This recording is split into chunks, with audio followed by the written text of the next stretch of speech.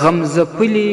او په ډیرو مشکلاتو کې د اخته انسان لپاره یو ډیره عجیبه دعا محمد مصطفی صلی الله علیه وسلم فرمایلی ده. سعد ابن ابي وقاص رضی الله عنه وایي چې د محمد مصطفی صلی الله علیه وسلم څخه مې واورېدل، هغه ویل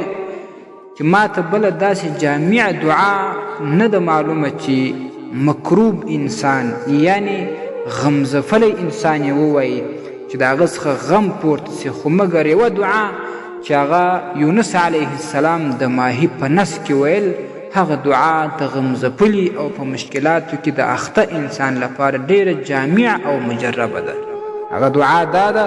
لا اله الا انت سبحانك انی كنت من الظالمین. دا ډیره جامع دعا د محمد مصطفی صلی الله علیه وسلم فرمایلی ده د غمځپلي او د هغه انسان دپاره چې په سختو مشکلاتو کې اخته وي، هغه به دا خپل ویر ګرځوي، دا دعا به ډیره وایي.